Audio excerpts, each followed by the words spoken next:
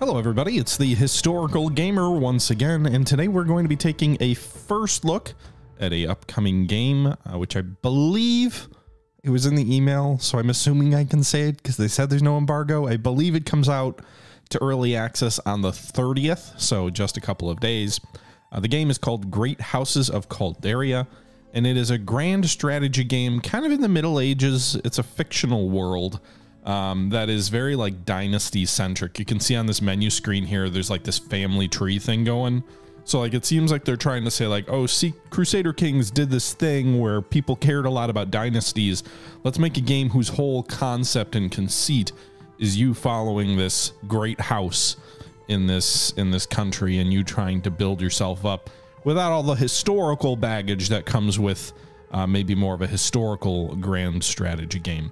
That's about all I know about it. It was in my top most anticipated list for this year, so I'm excited to see it come out. But I haven't played it before. Again, we're going in pretty much completely dry. Have not even tried this before, so hopefully it's not too much of a rough learning. But we'll see how easy it is to learn through how I play through this. So we'll jump right into a new game. Calderia was once known as a paradise. However, the rulers of old grew hungry for power and knowledge, and devastation followed. The exact reason for the downfall are long forgotten, and for centuries Calderia was taboo and never to be visited again. When the new emperor learned of the land, he disregarded the warnings of his council and granted a mandate for many noble houses to claim parts of the land in his name. He appointed a viceroy to rule Calderia on his behalf. However, just 2 generations after the recolonization, bickering has arisen. Rumors are spreading that the Viceroy himself has succumbed to the same old megalomania that afflicted the rulers of old. Okay. Our house embarked on the journey back as well. We are called the House... What should we call? The House... Butchery? I guess? I don't know. Better idea. The House of Gamers. All right, we'll do that. As etiquette of feudalism dictates, each house has different ideals to follow. So we've got to basically pick our family ideals or tradition, what our family stands for. What are the House of Gamers? Did I leave House of? Whatever. What does our house stand for? What are our ideals? Peacemakers? No, we're gamers. Idealists? Warriors would probably think we are. So let's see here. Warriors get better units. Idealists are easy to maintain happiness. Peacemakers are faster growing population. Isolationists, our safety level is higher. Schemers, better intrigue level. And scholars, upgrades are cheaper. We'll go with scholars. It was our parents that led the expedition to recolonize Calderia. Decades later, their time was up, but they left behind a prosperous fiefdom, large family, and the better beginnings of a legacy. It came to choose who among their children would become the new head of family. Head of family is the leader of your house. They have the final say on family members. So we have 4 choices here. We've got Lucia, Tycho, and Izan. Izan is the youngest at 31. Tycho is the oldest at 43. What's this? Unmarried. So Tycho's unmarried. Izan is unmarried. So the men in the family are unmarried. The women in the family are married, I think. Looks like Lucia is married to Gorka of Gamers. Louisa is married to Mako of Gamers. Do they have kids? Does it tell me if they have kids? I don't see anything about kids. Lucia is humble, gullible, and profligate. Lucia is lazy, cautious, and wrathful. Lucia is also a meddler. Let's see, what are their traits here? The traits that come up are diplomacy, economy, intrigue, and military. Looks like the best military individual here is Tycho. He's got a 24 military trait. He is about middle of the pack in intrigue. 3 of the people have better ones, but only by a point or 2. His diplomacy value is by far the worst, and his economy measure is by far the worst. His diplomacy is second worst. Diplomacy here, 14 would be this tied for the most. 7 for economy would be second worst. I kind of think I'm going to go with Izan, mainly because I don't think. What's this hand thing represent? I don't know. But I don't see any indication that anybody has kids yet. So given that nobody has kids yet, I would go with the youngest personally. Just because I'm assuming kids are going to be a thing that matters. And at 31, you're still plenty young to get married and have kids. I would be worried in the Middle Ages about a 42-year-old, 2-year-old woman with no kids if I'm trying to build a dynasty. Even though she's the best from a... second best from a military point of view, best from an intrigue point of view, tied for the best economy, although the worst at diplomacy. So like Lucia seems like the best choice, but the age is working against her, I think. So we'll go with Izan. He is profligate, which means wealth is meant to be spent and you only have a problem if you run out. Oh, great. Share to friends as well if they can't afford to. He gains the bribe ability in social conflicts, -3 economics, +1 diplomacy. He's an altruist, so as well as being a reckless spender, he's also an altruist. -1 military, +2 diplomacy, -1 economy, and wary, +2 intrigue, -2 military. Also a gardener. Enjoy growing plants, and the touch of nature relaxes your mind. Zan, you're the head of the family. Ooh, now we get to pick a house crest, I guess. What would we do? It'd be cool if I could do my own logo, but it doesn't look like that's an option.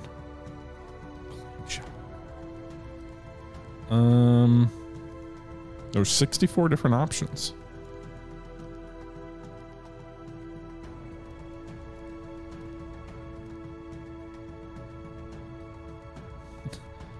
The hell is that? Is that like a thing of armor?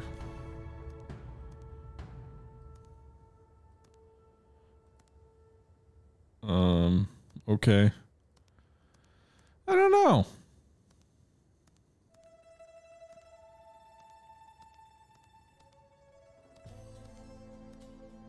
I don't love any of these, to be honest.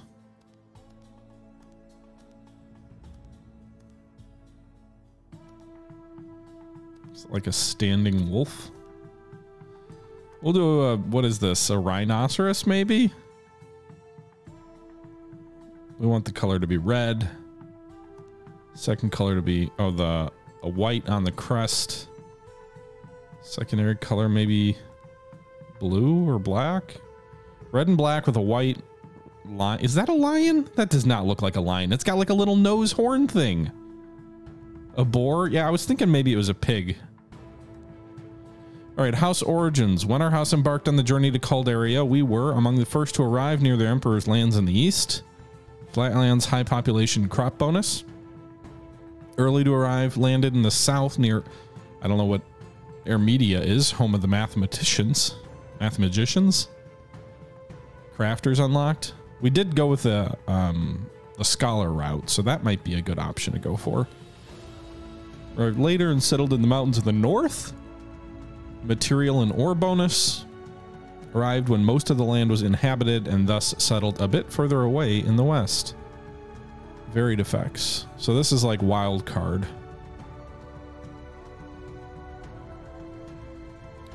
I don't know if this is difficulty. Maybe it is. Although I don't know that this would be difficulty just because, like, is ore more valuable than crafting? Is crafting more valuable than ore? I guess the only one that seems like the best is like flatlands with high population and crop bonus, but then you don't have the ores. So I don't know.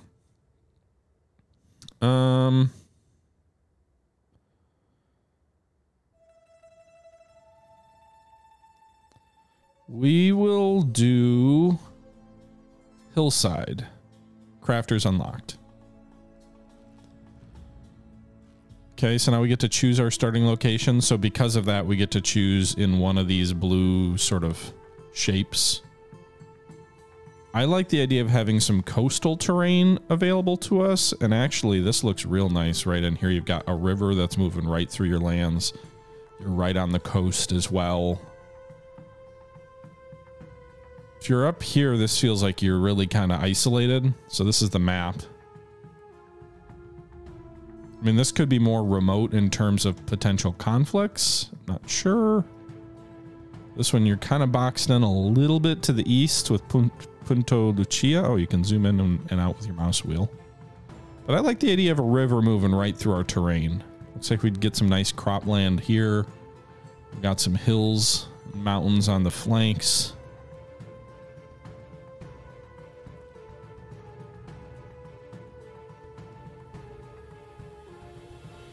This is almost like a island area there. Nice area here along the coast. You've also got a river going through here, and you've got a river on the border here. So I don't know if that influences anything in terms of defenses or whatnot.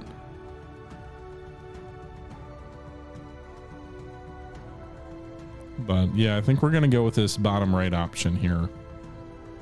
So it's called Satunoko, or we can rename it. This location at the south has made this region an important part of trade networks between the realm. Terrain-wise, everything is in order. There's a good terrain to farm, to hunt, and to mine. The only real bad thing is there's no, like, there's no real, like, in here, in theory, and I don't know if this matters, but you might have a better anchorage over here. Lords of the South, this region is the breadbasket of the realm. Endless fertile lands and abundance of crops that are easy to tax away. Sadly, the mines in the region are among the worst in Calderia. Yeah, maybe not that one. What's this one? Gamonica's distance from the Duke, or from its Duke, as well as the location of the crossroads of north, south, and west, has made the area change in Overlord multiple times. The terrain itself is relatively beneficial with few disadvantages. Huh. Workers, buildings, plus 10% on everything. What's down here? 25, 25, 25. 8 workers, 14 buildings. So it's less built up. The ones up here in the north are more built up. There's more buildings here. Higher populations. Although we have an 8 population down there.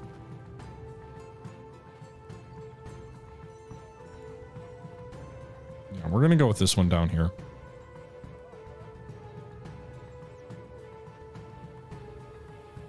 Gamers in Gamonica. Yeah, well, we're not going to go there. Would you like to have a tutorial? Yes, please. Let's see what we got going here. The family members. The members of your house can be found and accessed here on the left side. Hover over the portraits to see more info. So there's on the family leader. He's got the little crown thing over his head. We've got Tycho. So the other members are here. Gorka, Mako, Louisa, and Noemi. She's only 5. Who's her parents? It didn't tell me anyone who had kids. Okay. Well, in any event. Okay. I did that. This fiefdom is your home. I'm a vassal of the House of Montesecado. Pay taxes to them. Counts may have several barons as vassals. So they're a countess or a count. The Duke of Valentia governs over the duchy I belong in. So they're over here to our right flank. There's 4 duchies in Calderia. Duchies are indicated by the different backgrounds and colors of fiefdom banners. Different backgrounds, colors on fiefdom banners. Okay. Dukes may have several counts. And then the Viceroy is up here. Capital of Calderia. The Viceroy rules over Calderia on the Emperor's behalf. So we're like on a different continent that's colonized, and the Viceroy is kind of like the governor of the colony. Okay.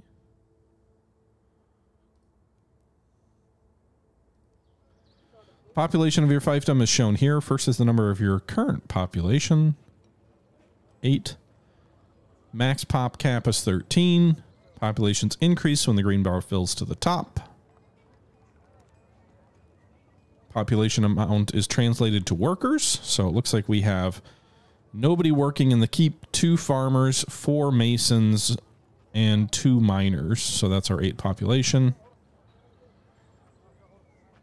Each worker assigned to a profession increases the productivity. So 2 workers are influencing the amount of crops. It looks like we produce 8.7. Total produced per day, negative 2.8. Really? So 2 to feed the workers, 1 for wages. So 8.7 is produced. I was right about that. 10.6 is consumed in wages, 0.9 in taxes. I think that doesn't sound like a great start. Drag and drop workers from other professions to farmers until your production of crops is positive. So my masons, what do my masons even do? So I can just drag and drop this up to, oh, I don't want to drag and drop all 4. All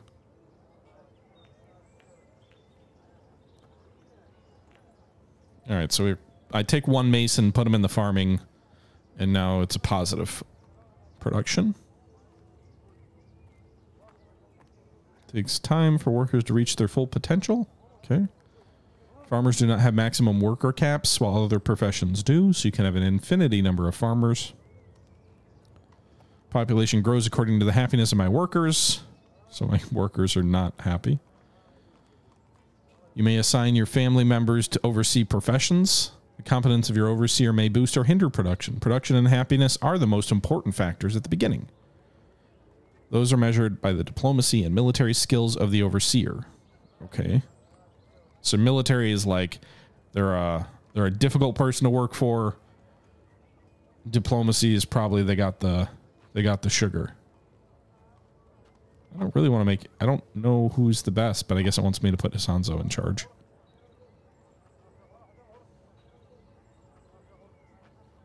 So this will increase their wages, increase taxes, slightly increase production. Gotcha. So production's now up to 1.8 per day positive. Surplus or deficit per day is indicated in the small numbers. Exclamation icon indicates there's a problem with production. So livestock production is halted because no population is in herdsmen.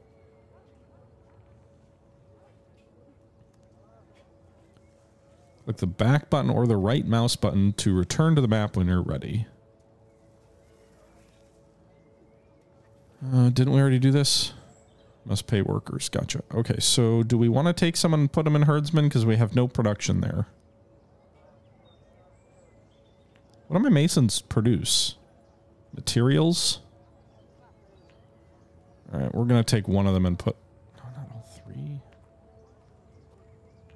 All right, so we're going to make some, I guess... I don't even know what you call that. Stuff. Furs or whatever. All right, so military and diplomacy are what matters. So your diplomacy is 12, your military is 18. Is that military? Yeah, so Mako is probably one of our best overseers then. So we'll put her at 4 masons. She will...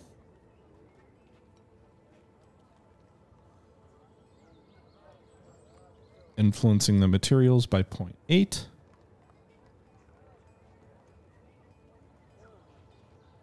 Gorka's actually pretty good too.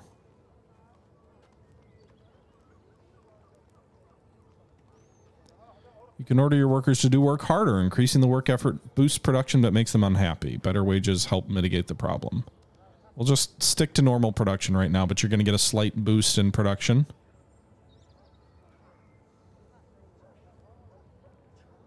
I think. It's 0.48. 0.3 positive. Yeah, slight boost.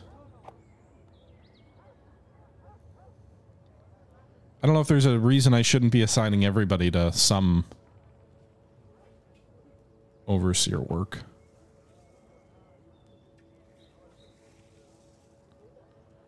Oh, they don't look like they're going to be happy if I put them in here. So maybe you're a bad one. You're a bad overseer Mako.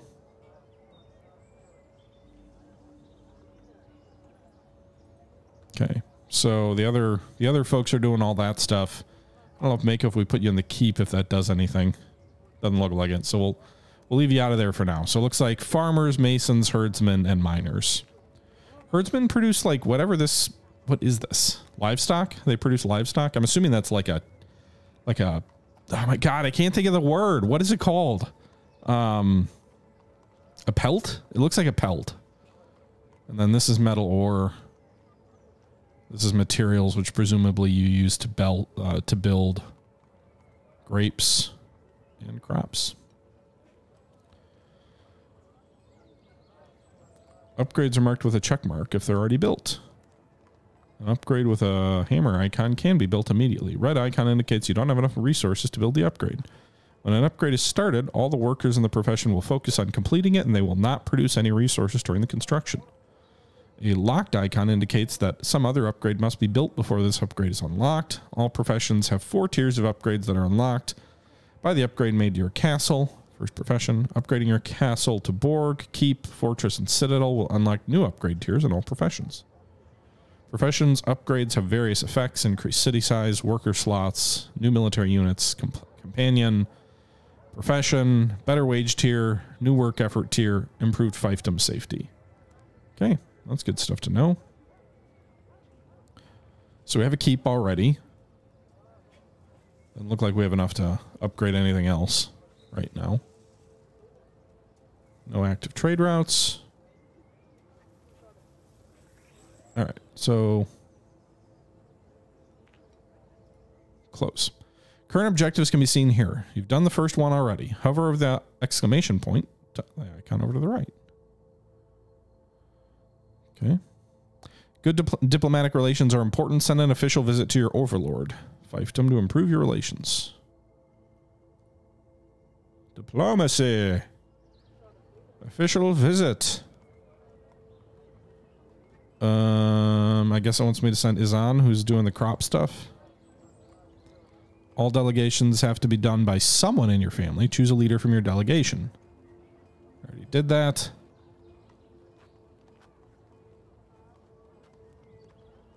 Drag and drop a portrait. Okay, I already did that. Choose a delegation target. You may choose who you're going to visit. All right, so this is going to be the head of this, I guess, our count. Hey, we're both 31. We're the same age, except he's married and we're not.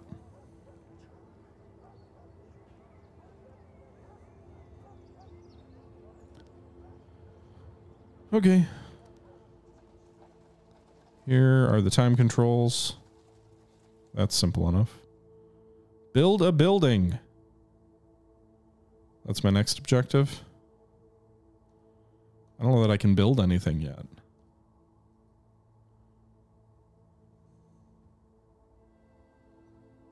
Okay.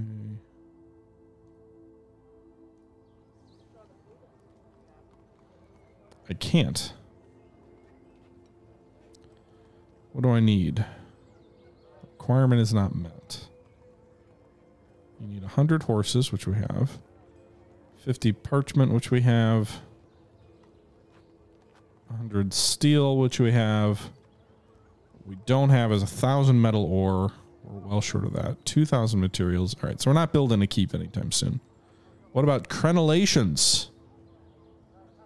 We need 100 crops. We actually have that. What we need is 500 materials and 300 gold.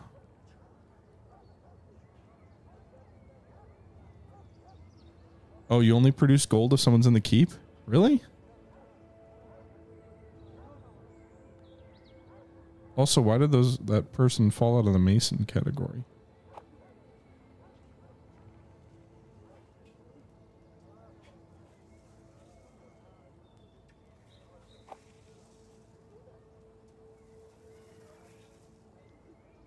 Okay. That's... Are we well clear on the farmers?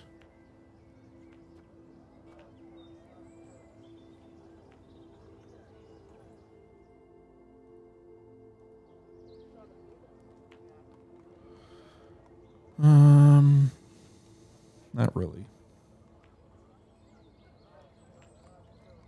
We're at 16.5.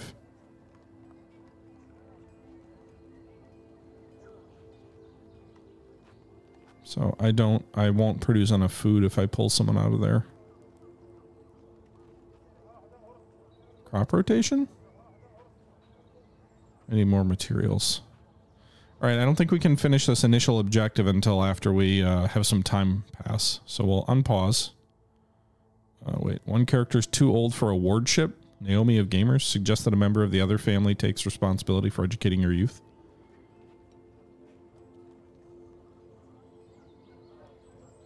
This will lead to improved relations between your two families. I don't even know who this family is.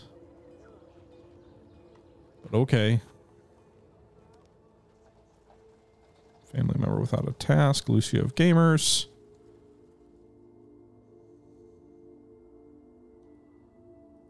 And I guess I can put Lucia in the keep. Even though it doesn't mean anything. And Tycho of Gamers needs to be married.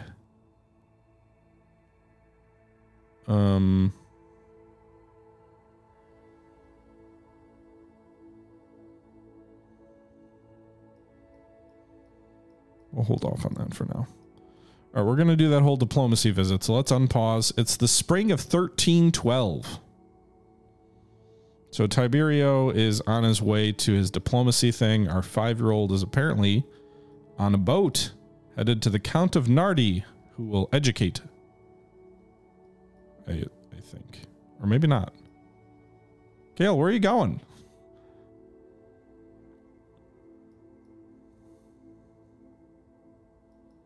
Is it Kale or is it Naomi? Oh, that's a pretty cool little bridge thing here.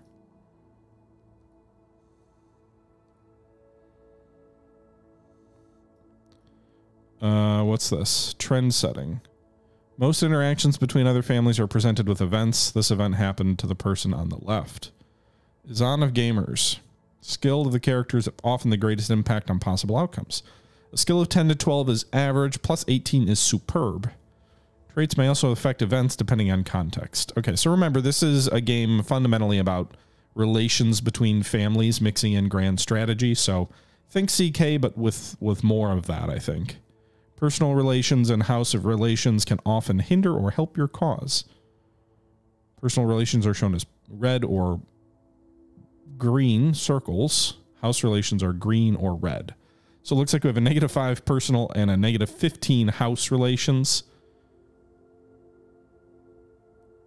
Oh, we're a baron. Yeah, we're a baron. Baron of Gamers. Okay.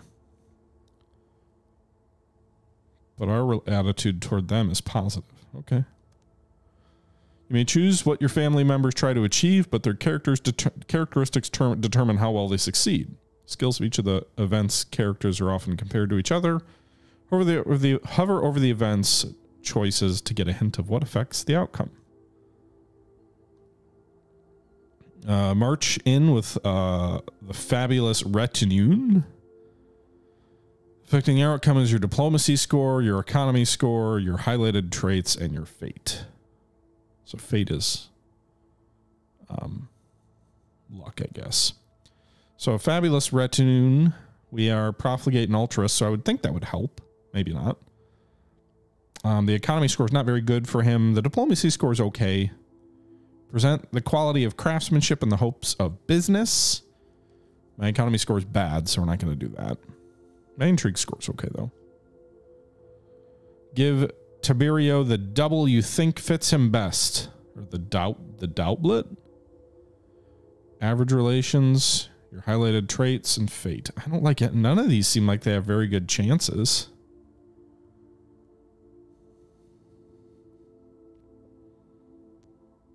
Okay.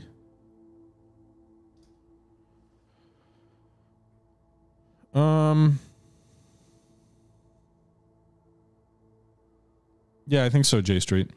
I guess march in with the fabulous retinue. Hey, it went up. Izan marches into the chamber knowing some corners were cut due to the hasty preparations. He might have had a grandiose vision, but the execution would have needed more time for polishing. Tiberio compliments Izan for the brave choices in their adornments. At least an impression was made for it, but Izan realizes more meticulous planning would have been beneficial. So, Izan and Tiberio +7 relations. Respect. Tiberio to Izan +6 respect and relations. House of Monaseco and House of Gamers +5 due to a recent visit. So, it looks like relations went up at least. That's a positive, I think.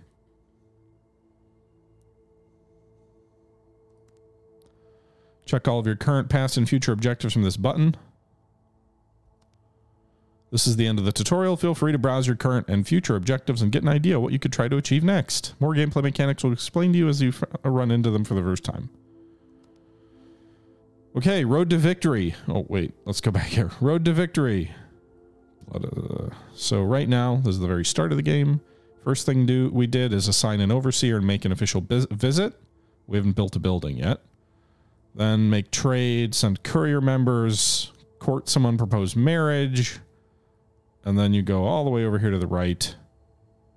Wage war against the emperor, win the civil war, become independent, or have the first or fist of the emperor honorary title, win the civil war, and become the new viceroy. So essentially, at the end of this, the goal for your family is to either become the new viceroy of the entire continent or become independent. Become our own emperor. So Tycho of Gamers. Is this suggesting I marry this person? I'm not really sure. Oh, it's just like letting me scroll through different options. Request for wardship. Young Naomi of Gamers has been sent to Tomzo to become Gale Nardi's ward. Willful of Naomi of Gamers doesn't obey her escort, even Gal Nardi. The escort is petrified. What should be done? So she's 6 years old. She's not obeying her escort. Apologize for her behavior or praise her for her good qualities. House relations. Our house has good relations with them, right?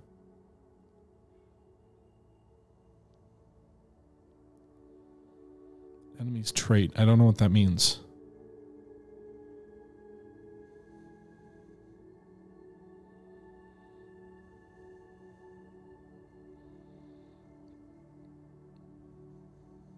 Praise her good traits. Oh, that didn't work. -7, insulted for 600 days. Whoops. Yeah, J Street, my daughter for sure would not obey her.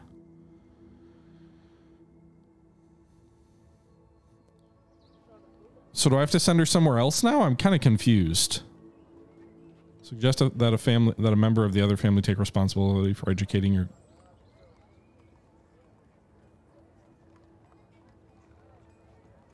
Do I just keep sending her to new places? Or is it because of the offense that she caused? I'm not entirely sure. All right, Tycho of Gamers, should you marry someone? Is there someone that we've got that we want to strengthen our relationship with? Oh, we have two. We have Izan, who's the head of our family, and we've got Tycho. So let's see here. We are down here. So ideally, we'd probably want to marry someone who's close to us. So Count Nardi, maybe. We've already got pretty good relations. Oh, wait. What's this? Shared pleasure. Izan is strolling through the streets of our capital when he overhears excited laughter nearby. He searches for the source and ends up in a remote garden. As he walks, looking to side, he notices blankets and wineskins on the ground. Walking a little further, he sees a naked woman giggling with a group of others engaged in an orgy. What should he do? Oh boy. Well, he is a gardener, so he likes gardens, and they're having an orgy in his garden. So what does he do? Try to join them? My diplomacy score is maybe good enough to try and join the orgy. He's also the ruler of the family. You'd think that would matter, right? Stay hidden and watch. Oh, you creeper. We're not doing that. Walk away unnoticed. Your intrigue's okay. Also, what is your traits are wary?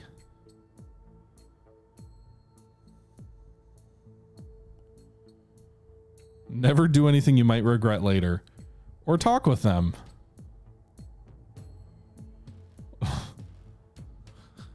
Hello, folks. How is this fine orgy going this day? Would you like to have a conversation with your ruler? Huh.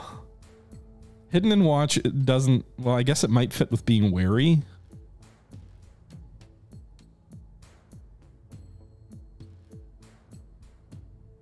Always try and see the good in others to help those who are less fortunate. Wealth is meant to be spent. Okay. I don't know. Try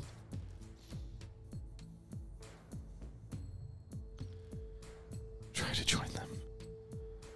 Hey, he's not married. Why not? Oh no. Azan takes off his clothes and joins the orgies. The person looks at him in fear and backs away. Okay, that was probably a bad idea. Okay. Quickly grabs his clothes and apologizes before leaving the garden. Yeah, that was probably a bad idea. Gains the trait dissatisfied. Life is taking a toll on you. I'm sorry, Azan. Maybe you shouldn't have just randomly joined another group's encounter. All right, let's pause. Azan, you need to get married probably, right? So let's find someone who's close enough to us to be friends, I think. These guys are all kind of far away. I don't want someone on the other end of the continent, do I?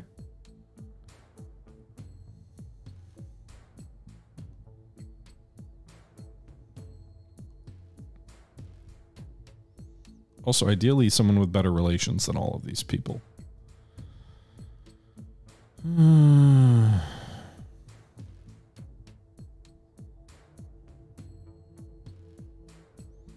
All right. We have good relations with Nardi. They're on the coast with us. What are our diplomatic options?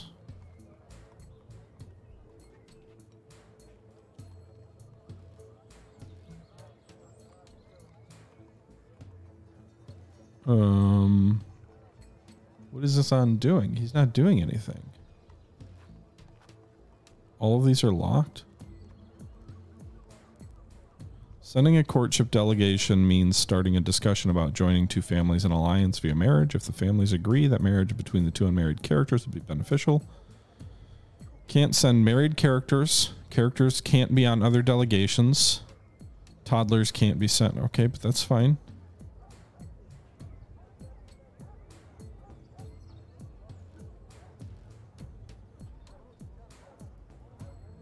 Not really sure why.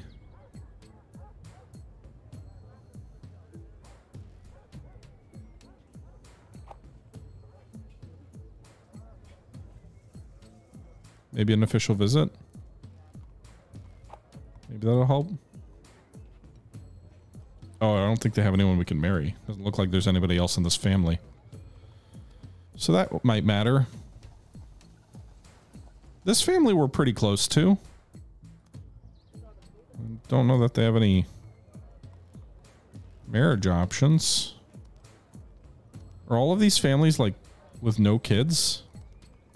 Oh, we can do a courtship out this way. I mean, they're just so far away.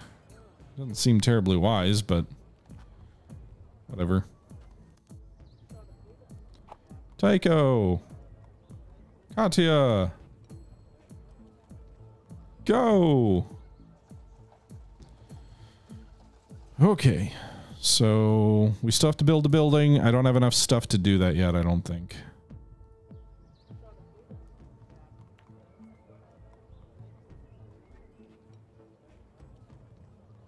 We could do Treadwell cranes, it looks like.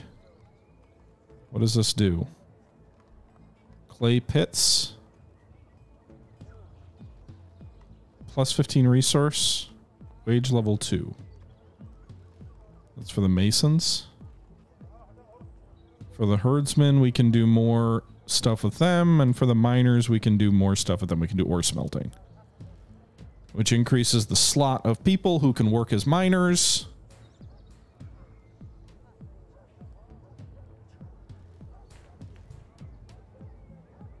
Hey, Charcoal.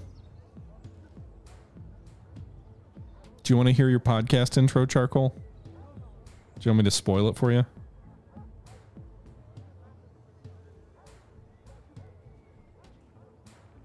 Who are these ladies? Hello. I think I need to buy an Azure Lane art book. I've been banned from all US Amtrak train services. What kind of garbage is that?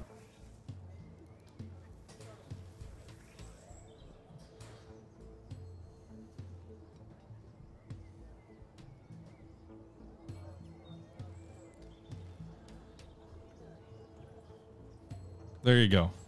That's your intro.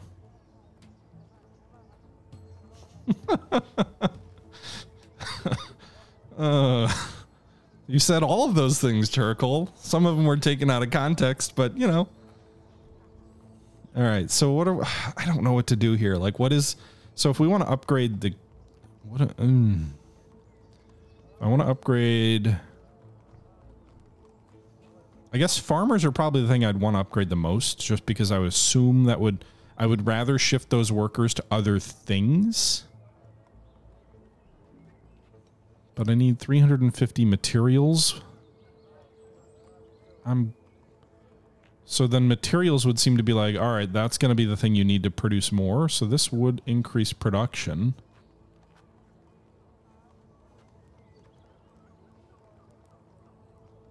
So I guess this.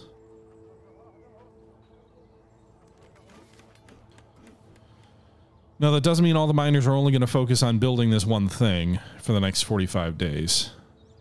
Also, our taxes are still very low. So anyway, I think that's building a building, but we're upgrading down here. Something in the fog. Is the map the same for each playthrough? I'm not sure. It's like a mix of Civ and CK though, Charcoal, in that it's very like family narrative driven.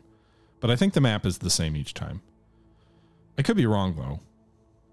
Tycho's retinue are sailing on the ocean when the sailors notice something on the misty horizon. They tell Tycho that something large and ghostly is floating in the water. He thinks about what it could logically be while remembering stories about great ships that have vanished during their travels when sailing through dangerous waters. There are also rumors of pirates raiding ships on the trade journey. Tycho ponders whether they should steer off course and check the shadow or continue the journey as planned. Sail to check the sighting, send a small party to check the sighting, stay on course. Sail to check the sighting. Tycho orders the retinue to sail closer to check what the sighting is. The crew follows the orders, and after a while, they reach the wreckage. There are barrels floating on the water, along with bodies of unlucky crew. Tycho sends some of the men to collect everything valuable and check if there's anyone still alive. They come back with treasures and bad news. No one has survived. Tycho decides that they'll make sure all the souls are in peace, as they are given sailors' burials at sea, plus 1 luxuries and 50 wine. Tycho of Gamers gains the trait Tranquil, which does what?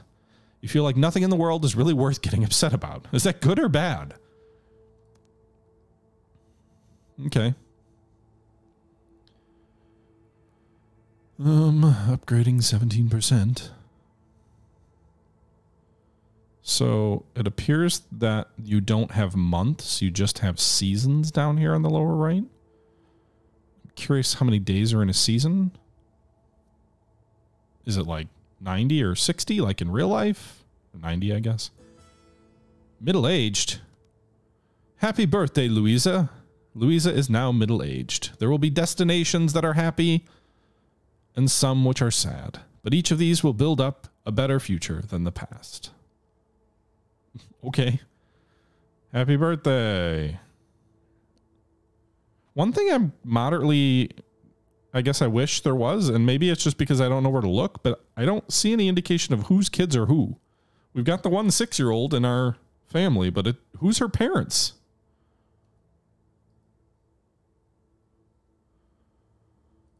What's this? Baronial ranks.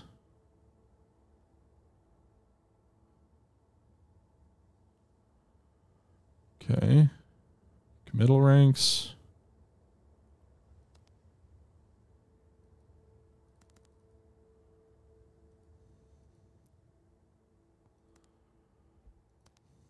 There's the here's our traditions.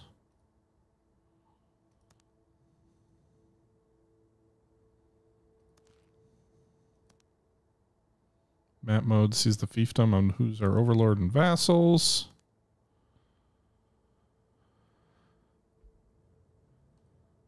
Yeah, maybe I don't know where to click, because again, this is my very first playthrough, but I don't see anything that shows me whose family is who.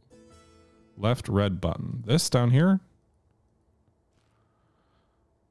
It doesn't look like I can click on that.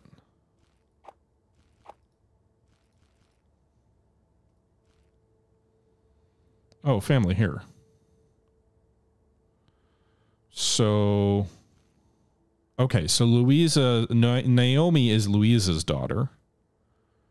Lucia doesn't have any kids. Tycho doesn't have any yet either. Tycho's not married. Azan doesn't have any either. He's not married. Our parents of Helia and Bako are both dead. So Luisia's family right now is the only one sort of moving down the whatever you call it. All right, official visit. Azan of Gamers has traveled to Tomaz and is greeted by Fosco Nardi. He arranges for a formal meeting and asks Azan to name a topic they'd be willing to discuss during the meeting. We already have good relations with Nardi. So what do we want to do?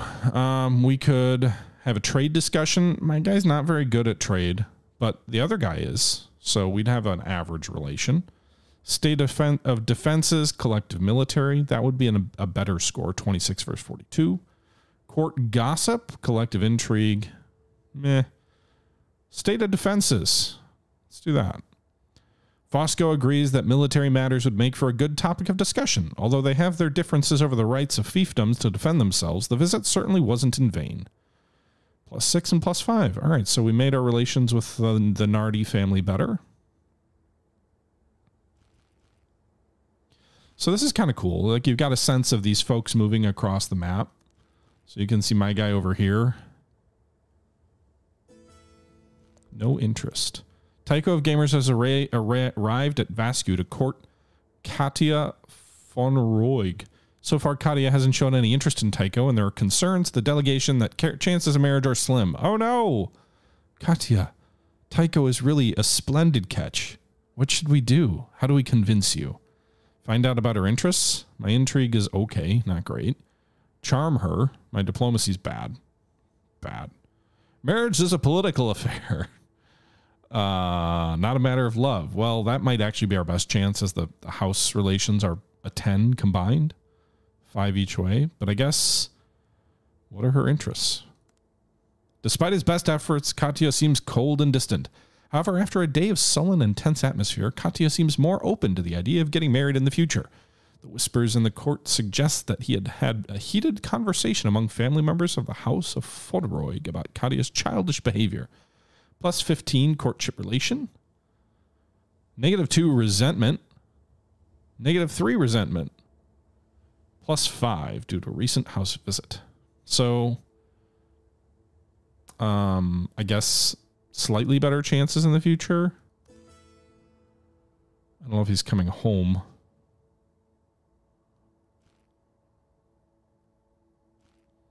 Request for a wardship. Young Naomi of Gamers has been sent to Manduga to become Aiden Amaral's ward.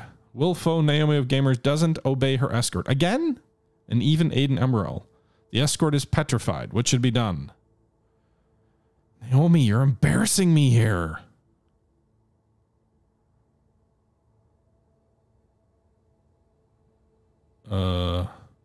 We tried praising her last time. Perhaps we just need to apologize. Naomi can stay as planned, but apparently she made a bad first impression. Come on, kid. Initial growth. You have successfully completed the initial growth of your fiefdom and of your own power. This is just the first step on your path to prominence. New objectives unlocked. Okay, so we completed the upgrades for the thing. Next objectives, make a trade route and send a court member. All right, I would like to like take over some of these neighboring communities, but perhaps we need to build up first. We still don't have any new population. We're actually not growing at all.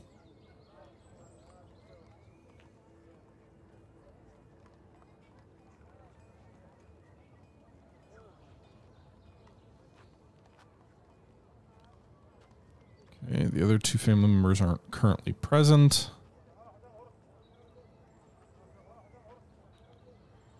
So, was that herdsman where we did the upgrade? Or no, it was masons. I think.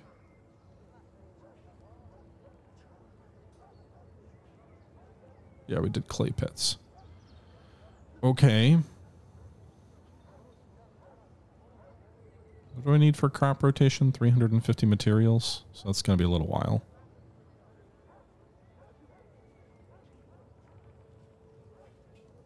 Communal crops or crops that cost gold. I need more population so I can throw some folks into the keep to make money.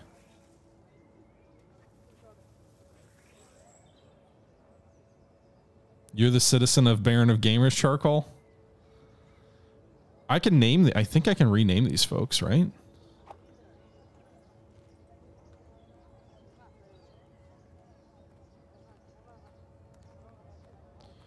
Okay.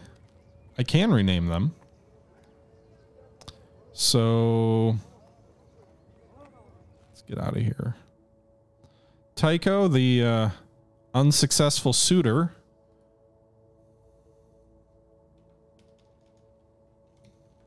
Is now charcoal. So you're not getting in. Next kid, name him Finn. Oh, I'll just name this guy Finn. That's a better name. Charcoal's a little bit of a silly name. So, Tycho's now Finn. If anybody else wants one of these characters, be my guest to request it. All right. What do we want to do here next? Traditions, we're still scholars, so we can go down this direction.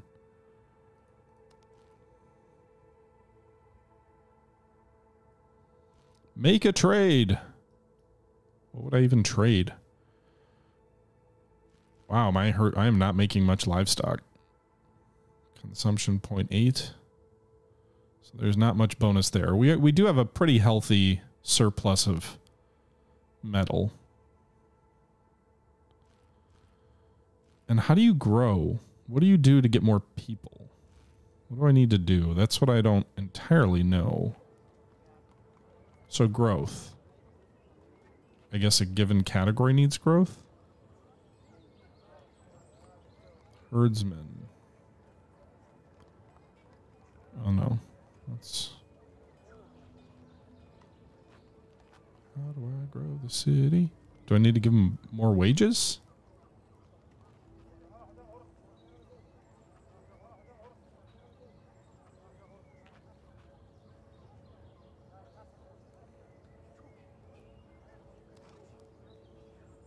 What is this? This is wine, right?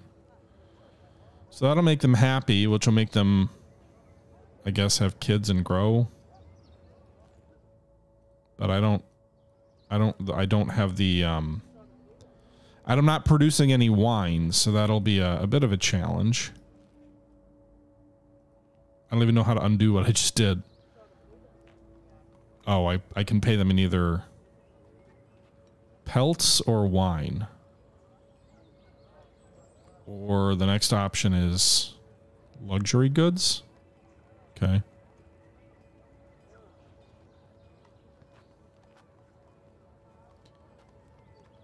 I suppose we could always buy wine, right? We're not producing any, though.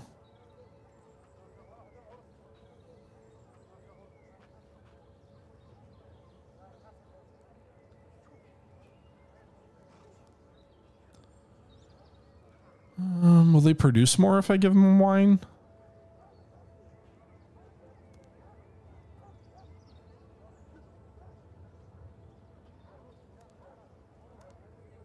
Yeah, they will.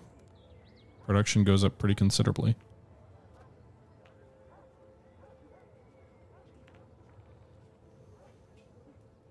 Why are you unhappy in the keep? Oh, because Lucia's not nice. No one's happy under Lucia. Okay. Well, produce me some gold. We're a little bit in the negative for crops, but that's fine. I need more gold. We can always change this. All right, so is it 30 days or 20 or what's a season? It looks like we're almost through our first year. It's winter of 13, 12. Is Finn still courting? I think he is.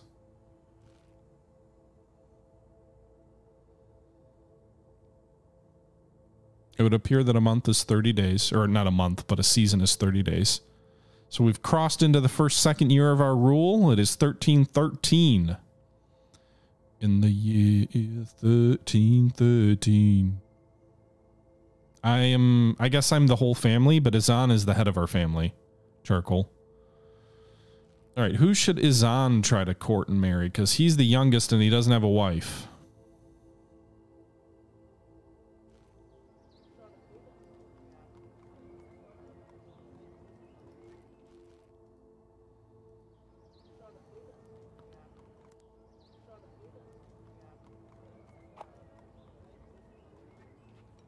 She's 37. Why is everybody so old in this? I don't mean that as like I'm 37 isn't old, but in the Middle Ages, I don't know if I'd want to just marry someone who's probably to the point where you don't have long to have kids. I guess is what I'm saying. THG ageist. I don't mean it. That's a sound that way. 37. I mean, I'm 36. Like I'm just saying if you were trying to have kids in the Middle Ages, you'd probably get married a bit younger than that. All right. This family doesn't like me, but Baron of Pico, like, is there anybody else? Oh shoot. What did I just do? Everybody I look at is getting older. Always older, always older. There's got to be a better way to search for a potential suitor.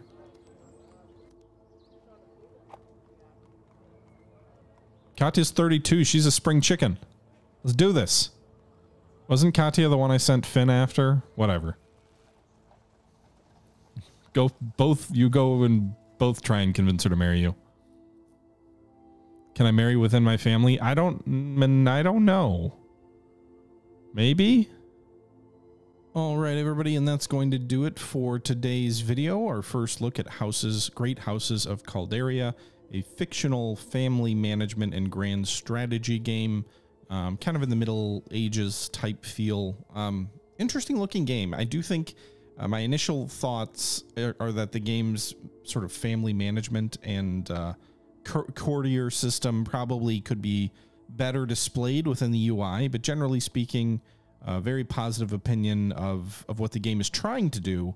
A little bit too early for me to say if I have what my opinion is on the game itself, but let me know your thoughts. What do you like what this looks like? Do you like what this is putting up, putting down? It has some interesting mechanics when it comes to like negotiations as well, but that'll be for the next video. One other thing is that the game, I believe, is entering early access on the 30th. That's what their email said. And they didn't say there was an embargo, so I don't think there's any reason I can't tell you that. But yeah, Great Houses of Calderia, our first look here today. Hope you guys enjoyed. Until next time, this is the Historical Gamer saying thank you for watching, and I'm out. Bye-bye.